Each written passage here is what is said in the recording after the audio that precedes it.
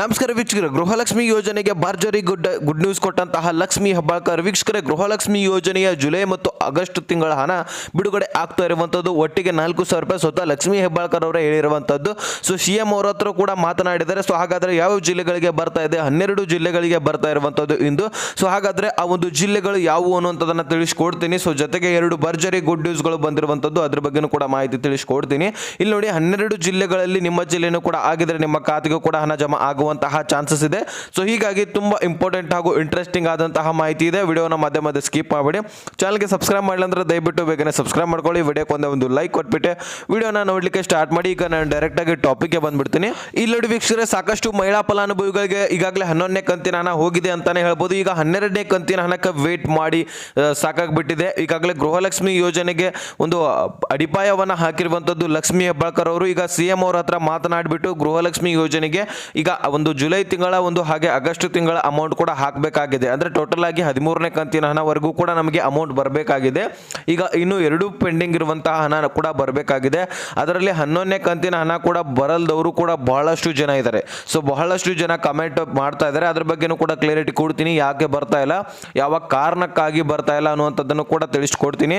So ಅದಾದ್ಮೇಲೆ ಈ ಒಂದು ಮಾಹಿತಿಯನ್ನು ನಿಮಗೆ ತಿಳಿಸ್ಕೊಡ್ತೀನಿ.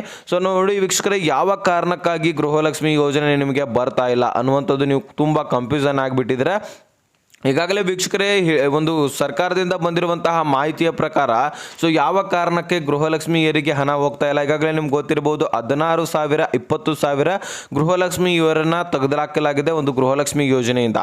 ಸೊ ನಿಮಗೆ ಆ ಒಂದು 20,000 ಒಂದು ಇದರಲ್ಲಿ ಸೊ ನಿಮ್ಮ ಒಂದು ಮಹಿಳೆಯರು ಕೂಡ ಆಗಿರ್ಬೋದಲ್ವಾ, ನೀವು ಕೂಡ ಆಗಿರ್ಬೋದು, ಹೇಳಿಕ್ ಬರಲ್ಲ. ಯಾಕಂದ್ರೆ ಆದಾಯ ತೆರಿಗೆ ಟ್ಯಾಕ್ಸ್ ಪೇಯರು ಯಾರ್ದು ಬೇಕಾದರೂ ಕೂಡ ಗೃಹಲಕ್ಷ್ಮಿ ಸ್ಟೇಟಸ್ನಲ್ಲಿ ಬರ್ತಾ ಇದೆ ಅಂತ ಒಂದು ತಾಂತ್ರಿಕ ದೋಷದಿಂದ.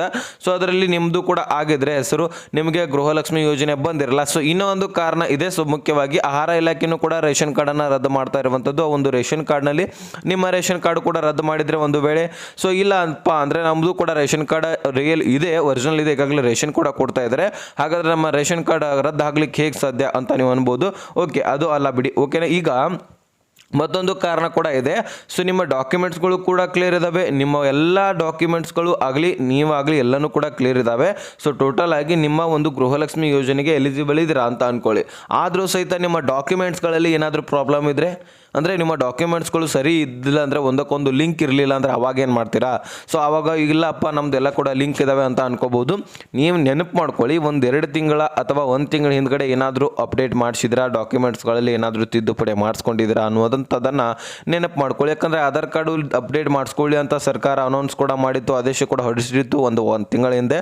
ಸೊ ಅವಾಗ ಬಹಳಷ್ಟು ಜನ ಆಧಾರ್ ಕಾರ್ಡನ್ನು ಅಪ್ಡೇಟ್ ಮಾಡಿಸ್ಕೊಂಡಿದ್ದಾರೆ, ತಿದ್ದುಪಡಿಯನ್ನು ಮಾಡಿಸ್ಕೊಂಡಿದ್ದಾರೆ. ಸೊ ಅದಕ್ಕೋಸ್ಕರ ನಿಮ್ಮ ವಿಳಾಸ ಆಗಿರಲಿ, ಹೆಸರಾಗಿರಲಿ, ಅಡ್ರೆಸ್ ಆಗಿರಲಿ, ಸೊ ಏನೋ ಚೇಂಜ್ ಮಾಡಿದ್ರು ಸಹಿತ, ನಂಬರ್ ಚೇಂಜ್ ಮಾಡಿದ್ರು ಸಹಿತ, ಅದೊಂದು ನಂಬರ್ ಚೇಂಜ್ ಮಾಡಿದ್ರು ಸಹಿತ ಅಲ್ಲಿ ಗೃಹಲಕ್ಷ್ಮಿ ಯೋಜನೆಗೆ ಅಲ್ಲಿರುವಂತಹ ನಂಬರೇ ಬೇರೆ ಆಗುತ್ತೆ, ನಿಮ್ಮ ಒಂದು ಆಧಾರ್ ಕಾರ್ಡಲ್ಲಿರುವಂತಹ ನಂಬರ್ ಬೇರೆ ಆಗುತ್ತೆ, ನಂತರ ನಿಮ್ಮ ರೇಷನ್ ಕಾರ್ಡಲ್ಲಿರುವಂತಹ ನಂಬರ್ ಬೇರೆ ಆಗುತ್ತೆ, ಬ್ಯಾಂಕ್ನಲ್ಲಿ ಕೊಟ್ಟಿರುವಂತಹ ನಂಬರ್ ಬೇರೆ ಆಗುತ್ತೆ. ಈ ರೀತಿ ಆದಾಗ ನಿಮಗೆ ಗೃಹಲಕ್ಷ್ಮಿ ಯೋಜನೆ ಹಣ ಹೇಗೆ ಬರಬೇಕು ಹೇಳಿ? ಸೊ ಬರೋದಿಲ್ಲ. ಸೊ ಅದನ್ನೆಲ್ಲ ಕೂಡ ಕ್ಲಿಯರ್ ಇಟ್ಕೊಂಡು ದಾಟಿದ ಮೇಲೇ ನಿಮಗೆ ಗೃಹಲಕ್ಷ್ಮಿ ಯೋಜನೆ ಬರಲಿಕ್ಕೆ ಸಾಧ್ಯ. ಓಕೆನಾ? ಸೊ ಇಂತಹ ಒಂದು ಸಂದೇಶಗಳು ಬರ್ತಾ ಇರುವಂಥದ್ದು ಸರ್ಕಾರದಿಂದ. ಸೊ ಈ ರೀತಿ ನೀವು ಡಾಕ್ಯುಮೆಂಟ್ಸ್ಗಳನ್ನ ಕ್ಲಿಯರ್ ಇಟ್ಕೊಂಡ್ರೆ ಮಾತ್ರ ನಿಮ್ಮದು ಹಣ ಬರಲಿಕ್ಕೆ ಸಾಧ್ಯ ಅಂತ ಹೇಳಿದ್ದಾರೆ. ಮತ್ತು ಬಹಳಷ್ಟು ಅಂದರೆ ಹೆಚ್ಚಿನ ಪ್ರಮಾಣದಲ್ಲಿ 4 ವೀಲರ್ ವಾಹನಗಳನ್ನು ಹೊಂದಿದ್ದಾರಂತೆ. ಸೊ ಹಾಗಾದರೆ ನಮ್ಮದು ಕೂಡ ಇದೆ 4 ವೀಲರು, ನಾವೇನು ಮಾಡಬೇಕು ಅನ್ನುವಂಥವ್ರು ಕೂಡ ಕೇಳಿಸ್ಕೊಳ್ಳಿ. ಇಲ್ಲಿ ನೋಡಿ, 4 ವೀಲರ್ ವಾಹನದಲ್ಲಿ ನೀವು ಕಾರ್ ಇರಲಿ, ಯಾವುದೇ ಒಂದು ಮೋಟರ್ ಇರಲಿ ನಿಮ್ಮ ಹತ್ರ, ಸೊ ನೀವು ಆ ಒಂದು ವೈಟ್ ಬೋರ್ಡ್ ಕಾರ್ ಅಂತ ನಾಮಿನೇಷನ್ ಮಾಡಿದರೆ, ನೋಂದಣಿ ಮಾಡಿದರೆ ನಿಮ್ಮ ಒಂದು ಸಾರಿಗೆ ಇಲಾಖೆಯಲ್ಲಿ, ಅಂದರೆ ವಾಹನವನ್ನು ಖರೀದಿ ಮಾಡುವಂತಹ ಸಂದರ್ಭದಲ್ಲಿ ನೀವು ಮನೆ ಬಳಕೆಗೆ ತಗೋತಾ ಇಲ್ಲ, ನಾವು ನಮ್ಮ ಒಂದು ಸ್ವಂತ ಉದ್ಯೋಗಕ್ಕಾಗಿ, ದಿನನಿತ್ಯದ ಬಳಸುವ ಒಂದು ಉದ್ಯೋಗಕ್ಕಾಗಿ ಈ ಒಂದು ಕಾರ್ಗಳನ್ನು ತೆಗೆದುಕೊಳ್ತಾ ಇದ್ದೀವಿ ಅಂತ ಹೇಳಿ ಒಂದು ಯೆಲ್ಲೋ ಬೋರ್ಡ್ ಕಾರ್ ಅಂತ ರಿಜಿಸ್ಟ್ರೇಷನ್ ಮಾಡಿ ತೆಗೆದುಕೊಂಡಿದ್ದೆ ಆದರೆ ನಿಮ್ಮ ಒಂದು ರೇಷನ್ ಕಾರ್ಡು ಉಳಿಯುತ್ತೆ. ಇಲ್ಲಪ್ಪ ನಾವು ಮನೆಗೋಸ್ಕರ, ನಮ್ಮ ಸ್ವಂತ ಒಂದು ಮನೆಗೋಸ್ಕರ ಓಡಾಡಲಿಕ್ಕೆ ನಾವು ವೈಟ್ ಬೋರ್ಡ್ ಕಾರ್ ತೊಗೊಂಡಿದ್ದೀವಿ ಅಂತ ಏನಾದರೂ ನೋಂದಣಿ ಮಾಡಿಕೊಂಡಿದ್ದೆ ಆದರೆ ನಿಮಗೆ BPL ರೇಷನ್ ಕಾರ್ಡು ಇರೋದಿಲ್ಲ, ರದ್ದು ಮಾಡಿಬಿಡ್ತಾರೆ. ಒಟ್ಟಿಗೆ ಈಗಾಗಲೇ ಬಹಳಷ್ಟು ಕಾಸ್ಟ್ ಇನ್ಕಮ್ಗಳಲ್ಲಿ ಈಗ ಕಾಸ್ಟ್ ಇನ್ಕಮ್ ನೀವು ಅಪ್ಡೇಟ್ ಮಾಡಿಸ್ಲೇಬೇಕು 7 ವರ್ಷಕ್ಕೊಮ್ಮೆ, ಪ್ರತಿ 7 ವರ್ಷಕ್ಕೊಮ್ಮೆ ಮಾಡಲೇಬೇಕಲ್ವಾ. ಸೊ ಆವಾಗ ನೀವು ಅಪ್ಡೇಟ್ ಮಾಡಿಸಿದ ತಕ್ಷಣ ಅವರು ಅಷ್ಟೇ ಇರಲ್ಲ, 1,70,000 ಮೊದಲು ಕೊಟ್ಟಿರ್ತಾರೆ, ಒಂದು 30,000 40,000 ಅವ್ರು ಹೆಚ್ಚು ಮಾಡೇ ಮಾಡ್ತಾರೆ ಅಮೌಂಟು. ಆಟೋಮೆಟಿಕ್ಕಾಗಿ ಅವರು ನೆಕ್ಸ್ಟ್ ನೀವು ಅಪ್ಡೇಟ್ ಮಾಡಿಸೋ ತಕ್ಷಣ ನಿಮ್ಮದು ರೇಷನ್ ಕಾರ್ಡ್ ಒಂದು ಕಾಸ್ಟ್ನಲ್ಲಿರುವಂತಹ ಒಂದು ಅಮೌಂಟನ್ನು ಹೆಚ್ಚು ಜಂಪ್ ಮಾಡಿಸಿರ್ತಾರೆ. ಸೊ ಅಲ್ಲಿ ಏನಾದರೂ 1,21,000 25,000 ಇದ್ರೂ ಸಹಿತ ನಿಮ್ಮ ರೇಷನ್ ಕಾರ್ಡ್ ಉಳಿಯೋದಿಲ್ಲ ನೋಡಿ. ಸೊ ಅದನ್ನು ಕೂಡ ಒಂದು ಸಾರಿ ಚೆಕ್ ಮಾಡ್ಕೊಳ್ಳಿ. ಈ ರೀತಿ ಸಾಕಷ್ಟು ಒಂದು ಡಾಕ್ಯುಮೆಂಟ್ಸ್ಗಳಲ್ಲಿ ತೊಂದರೆ ಉಂಟಾಗಿರುವಂತಹ ಕಾರಣಕ್ಕಾಗಿ ಕೂಡ ಹಣ ಹಾಕ್ಲಿಕ್ಕಾಗಿಲ್ಲ. ಮತ್ತು ನಿಮ್ಮ ಮನೆಯಲ್ಲಿ ಯಾರಾದರೂ ಗೌರ್ಮೆಂಟ್ ಜಾಬ್ ಹೊಂದಿದ್ರು ಸಹಿತ ಸದಸ್ಯರಲ್ಲಿ ಸೊ ನಿಮಗೂ ಕೂಡ ಒಂದು ರೇಷನ್ ಕಾರ್ಡು ರದ್ದಾಗತ್ತೆ. ವೀಕ್ಷಕರೇ, ಸೊ ತಿಳ್ಕೊಳ್ಳಿ, ಇಂತಹ ಎಲ್ಲ ಒಂದು ರೂಲ್ಸ್ಗಳಿದಾವೆ, ಇದನ್ನೆಲ್ಲನೂ ಕೂಡ ನೀವು ತಲೆ ಇಟ್ಕೊಳ್ಬೇಕಾಗತ್ತೆ. ಸೊ ನೀವು ಆ ರೂಲ್ಸ್ ಎಲ್ಲ ಫಾಲೋ ಮಾಡಿದರೆ ಅಂದರೂ ಸಹಿತ ನಿಮ್ಮ ಡಾಕ್ಯುಮೆಂಟ್ಸ್ಗಳಲ್ಲಿ ಅಥವಾ ನಿಮ್ಮ ಒಂದು ಗೃಹಲಕ್ಷ್ಮಿ ಸ್ಟೇಟಸ್ನಲ್ಲಿ ಏನಾದರೂ ಇಶ್ಯೂ ಬತ್ತಂದರೆ, ಅಂದರೆ ತಾಂತ್ರಿಕ ದೋಷದಿಂದ ಆದಾಯ ತೆರಿಗೆ ಟ್ಯಾಕ್ಸ್ ಪೇರ್ ಬತ್ತಂದ್ರೆ ಅವನು ಸಹಿತ ನಿಮ್ಮ ರೇಷನ್ ಕಾರ್ಡು ಹೋಯಿತು ಅಂತ ಅನ್ಬೋದು, ಅಥವಾ ಗೃಹಲಕ್ಷ್ಮಿ ಯೋಜನೆಯಿಂದ ನಿಮ್ಮನ್ನು ತೆಗೆದಾಕ್ತಾರೆ ಅಷ್ಟೇ, ಮತ್ತೇನಿಲ್ಲ. ಸೊ ಅದಕ್ಕೋಸ್ಕರ ನಿಮ್ಮ ಡಾಕ್ಯುಮೆಂಟ್ಸ್ಗಳು ವೆರಿಫಿಕೇಷನ್ ಮಾಡಿಸ್ಕೊಳ್ಳಿ ಒಂದು ಸಾರಿ. ಸೊ ಎಲ್ಲ ಕ್ಲಿಯರ್ ಇದ್ರೂ ಸಹಿತ ಆವಾಗ ನಿಮಗೆ ಹಣ ಬರುತ್ತೆ, 100% ಬರುತ್ತೆ. ಆದರೆ ಸರ್ಕಾರ ಈಗ ಏನು ಮಾಡ್ತಾ ಇದೆ, ಅತಿ ಸ್ಲೋ ಆಗಿ ಹಾಕ್ತಾ ಇರುವಂಥದ್ದು, ಎಲ್ಲರ ಡಾಕ್ಯುಮೆಂಟ್ಸ್ಗಳನ್ನ ವೆರಿಫಿಕೇಷನ್ ಮಾಡ್ತಾ ಇರುವಂಥದ್ದು, ಇದನ್ನು ನೀವು ತಲೆಯಲ್ಲಿ ಇಟ್ಕೋಬೇಕಾಗತ್ತೆ. ಸ್ವತಃ ಲಕ್ಷ್ಮೀ ಹೆಬ್ಬಾಳ್ಕರ್ ಅವರೇ ಹೇಳಿರುವಂಥದ್ದು, ಈಗಾಗಲೇ ಒಂದು ಮಾಹಿತಿಯನ್ನು ಹೊರಡಿಸಿರುವಂಥದ್ದು. ಸೊ ಅದನ್ನು ನೀವು ನೋಡ್ಕೊಂಬನ್ನಿ, ಒಂದು ಸ್ವಲ್ಪ ಗೊತ್ತಾಗುತ್ತೆ, ನಿಮಗೂ ಕೂಡ ಕ್ಲಾರಿಟಿ ಸಿಗುತ್ತೆ. ಮತ್ತು ನೆಕ್ಸ್ಟ್ ಜುಲೈ ಮತ್ತು ಆಗಸ್ಟ್ದು ನಿನ್ನೆ ಮುಖ್ಯಮಂತ್ರಿಗಳ ಹತ್ರ ಮಾತಾಡಿದ್ರಿ, ಜುಲೈ ಮತ್ತು ಆಗಸ್ಟ್ದು ಕೂಡ ಇನ್ನು ಒಂದು ವಾರದೊಳಗಡೆ ಕ್ಲಿಯರ್ ಮಾಡ್ತೀವಿ. ಹೌದು, ಒಮ್ಮೆನೇ. ಸೊ ಕೊನೆಯದಾಗಿ ವೀಕ್ಷಕರು, ನೀವು 1,00,000 ಕೋಟಿ ಕೇಳಿದರೆ ಆದರೆ ನಿಮ್ಗೆ ಗೊತ್ತಾಗತ್ತೆ, ಕೊನೆಯದಾಗಿ ಏನು ಹೇಳಿದ್ರು, ಸೊ ಎರಡು ಒಟ್ಟಿಗೆನೇ ಹಾಕ್ತೀವಿ ಅಂತ ಒಂದು ಸ್ಪಷ್ಟನೆಯನ್ನು ಇಲ್ಲಿ ಲಕ್ಷ್ಮೀ ಹೆಬ್ಬಾಳ್ಕರ್ ಅವರು ಕೊಟ್ಟಿದ್ರು. CM ಅವ್ರ ಹತ್ರ ಮಾತನಾಡಿದರೆ, ಇದು ಒಂದು 4 ದಿನದ ಹಿಂದ್ಗಡೆ ಇರುವಂತಹ ವಿಡಿಯೋ ಇದು. ಸೊ ಮಾಧ್ಯಮದಲ್ಲಿ ಇರುವಂತಹ ಒಂದು ವಿಡಿಯೋ ಕ್ಲಿಪ್ ಆಗಿರುತ್ತೆ. ಆದರೆ ಇನ್ನೂವರೆಗೂ ಕೂಡ ಹಣ ಅತಿ ಸ್ಪೀಡಾಗಿ ಬರ್ತಾ ಇಲ್ಲ. ಬರೀ 5 ದಿನಕ್ಕೆ 2-3% ಫಲಾನುಭವಿಗಳಿಗೆ ಮಾತ್ರ ಹಣ ಬರ್ತಾ ಇರುವಂಥದ್ದು. ಇದು ಯಾರಿಗೆ ಬರ್ತಾ ಇದೆ, ಯಾರಿಗೆ ಬರ್ತಾ ಇಲ್ಲ ಅನ್ನುವಂಥದ್ದು ಸೊ ಫುಲ್ ಕನ್ಫ್ಯೂಷನ್ ಆಗಿಬಿಟ್ಟಿದ್ದಾರೆ ಜನರು. ಸೊ ಯಾರಿಗೆ ಹೋಗ್ತಾ ಇದೆ ಅನ್ನುವಂಥದ್ದು ಗೊತ್ತಾಗ್ತಾ ಇಲ್ಲ. ಇದುವರೆಗೂ ಕೂಡ 2 ತಿಂಗಳು ವೇಟ್ ಮಾಡಿಸಿ ಒಂದು ಮಹಿಳೆಯರು ಆಕ್ರೋಶವನ್ನು ವ್ಯಕ್ತಪಡಿಸಿದ ತಕ್ಷಣ, ಪ್ರತಿಭಟನೆ ಮಾಡಿದ ತಕ್ಷಣ ಈ ಒಂದು ಅಮೌಂಟನ್ನು ಹಾಕಿದ್ರು, 11ನೇ ಕಂತಿನ ಹಣ. ಸೊ ಅದರಲ್ಲಿ ಕೆಲವೊಂದಿಷ್ಟು ಫಲಾನುಭವಿಗಳು ಇನ್ನೂ ಕೂಡ ಉಳಿದೇ ಇದ್ದಾರೆ. ಒರಿಜಿನಲ್ ಫಲಾನುಭವಿಗಳೇ ಡಾಕ್ಯುಮೆಂಟ್ಸ್ಗಳು ಕ್ಲಿಯರ್ ಇದ್ದಾವೆ, ಅವ್ರಿಗೆ ಹೋಗಬೇಕಾಗಿರುವಂತಹ ಹಣ ಹೋಗಿಲ್ಲ ಮಾತ್ರ. ಸೊ ಇಂತಹ ಒಂದು ಪ್ರಾಬ್ಲಮ್ಸ್ಗಳು ಕೂಡ ಆಗಿದ್ದಾವೆ. ಸೊ ಅದರಲ್ಲಿ ಬೆಂಗಳೂರು ನಗರದಲ್ಲಿ ಆಗಿರುವಂಥದ್ದು ಬಹಳಷ್ಟು ಪ್ರಕರಣ, ಒಂದು ಮಹಿಳೆಯರಿಗೆ ಒಂದು ಗೊತ್ತಾಗತ್ತೆ. ಸೊ ಬಹಳಷ್ಟು ಮಹಿಳೆಯರಿಗೆ ಬೆಂಗಳೂರು ನಗರದಲ್ಲಿ ಅಮೌಂಟೇ ಹೋಗಿಲ್ವಂತೆ. ಸೊ ನೋಡ್ಬೋದು ವೀಕ್ಷಕರ ನೀವು.